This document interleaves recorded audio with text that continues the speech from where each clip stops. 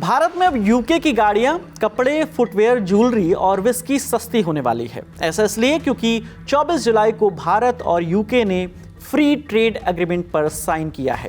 साल 2022 से दोनों देशों के बीच रुक रुक कर इस एग्रीमेंट पर बातचीत चल रही थी, जिस पर करीब 3.5 साल बाद जाकर अब मुहर लगी है। प्रधानमंत्री नरेंद्र मोदी इस वक्त यूके के दौरे पर हैं। इस दौरान उन्होंने ब्रिटिश प्रधानमंत्री कीर स्टारमर से लंदन में मुलाकात की और उनकी मौजूदगी में फ्री ट्रेड एग्रीमेंट पर साइन किए। इस दौरान वाणिज्य मंत्री पीयूष गोयल और ब्रिटिश व्यापार मंत्री जोनाथन रेनॉल्ड्स ने प्रधानमंत्री नरेंद्र मोदी और उनके यूके प्रधानमंत्री यानी कीर स्टारमर की उपस्थिति में इस समझौते पर साइन किए। इस डील से दोनों देशों में निवेश बढ़ेगा और रोजगार के अवसर मिलेंगे। साथ ही ग्लोबल लेवल पर दोनों देशों की अर्थव्यवस्था को मजबूती मिलेगी। इस एग्रीमेंट से और क्या क्या फायदे होंगे ये भी जान लेते हैं, लेकिन उससे पहले FTA यानी फ्री ट्रेड एग्रीमेंट के बारे में थोड़ा सा समझ लेते हैं। ये दरअसल 2 या 2 से ज्यादा देशों के बीच का एक समझौता होता है जो उनके आपसी बिजनेस को थोड़ा आसान बना देता है, जिससे टैरिफ, कोटा या सब्सिडी जैसी रुकावटें होती हैं उन्हें खत्म कर देता है। साथ ही दोनों देश एक दूसरे पर जीरो टैक्स या बहुत कम टैक्स लगाते हैं। अब लौटते हैं इसके फायदे पर। अब यूके से इंपोर्ट होने वाले प्रोडक्ट्स पर औसत टैरिफ 15% से घटकर 3% हो जाएगा। इससे कई चीजों के दामों में गिरावट आना जाहिर है। पहली चीज है कि यूके की कार जैसे जगुआर, लैंड रोवर और रोल्स रॉयस, ये कंपनियां 20 से 30% तक अपनी कार के दाम जो हैं इनके कम हो जाएंगे, यानी 20 से 30% सस्ती हो जाएंगी कारें भारत में। इसके अलावा कॉस्मेटिक्स और मेडिकल डिवाइस, साथ में चॉकलेट, बिस्किट, सॉफ्ट ड्रिंक जैसे फूड प्रोडक्ट्स, इसके अलावा विस्की और ब्रांडेड कपड़े भी सस्ते हो जाएंगे। इस समझौते पर प्रधानमंत्री नरेंद्र मोदी ने कहा कि ये समझौता मात्र आर्थिक साझेदारी नहीं है बल्कि साझा समृद्धि की योजना है। भारतीय textile, footwear, gems and jewellery, sea food और इंजीनियरिंग प्रोडक्ट को ब्रिटेन में बेहतर पहुंच मिलेगी। भारत के कृषि उत्पाद और प्रोसेस्ड फूड इंडस्ट्री के लिए ब्रिटेन के बाजार में बेहतर अवसर बनेंगे।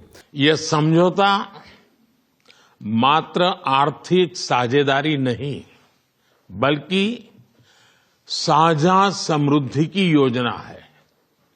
एक और, भारतीय textile, footwear, gems and jewellery, sea food और इंजीनियरिंग गुड्स को यूके में बेहतर मार्केट एक्सेस मिलेगा। भारत के एग्रीकल्चर प्रोड्यूस और प्रोसेस्ड फूड इंडस्ट्री के लिए यूके की मार्केट में नए अवसर बनेंगे। भारत के युवाओं, किसानों, मछुआरों और MSME सेक्टर के लिए यह समझौता विशेष रूप से लाभकारी सिद्ध होगा। वहीं दूसरी ओर भारत के लोगों और इंडस्ट्री के लिए यूके में बने प्रोडक्ट्स जैसे मेडिकल डिवाइसेस और एरोस्पेस पार्ट सुलभ और किफायती दरों पर उपलब्ध हो सकेंगे। वहीं ब्रिटिश प्रधानमंत्री कीर स्टारमर ने यह दावा किया कि इस समझौते से पूरे ब्रिटेन में 2200 से ज्यादा नौकरियां पैदा होंगी। समझौते के तहत कोई भारतीय कर्मचारी अस्थायी रूप से यानी कुछ समय के लिए ब्रिटेन में काम करने जाता है तो उसे ब्रिटेन में सामाजिक सुरक्षा कर यानी सोशल सिक्योरिटी कंट्रीब्यूशन नहीं देना पड़ेगा। वो सिर्फ भारत में ही ये योगदान देता रहेगा। इसके अलावा सोशल मीडिया प्लेटफॉर्म X पर उन्होंने इस डील को Plan for Change in Action बताया है। And we both know this is the biggest and most economically significant trade deal that the UK has made since leaving the EU. And I think I can say that it's one of the most comprehensive deals that India has ever done. So thank you, Prime Minister, for your leadership and for your pragmatism. And I'd like to thank everybody who's worked so hard to get this deal over the line.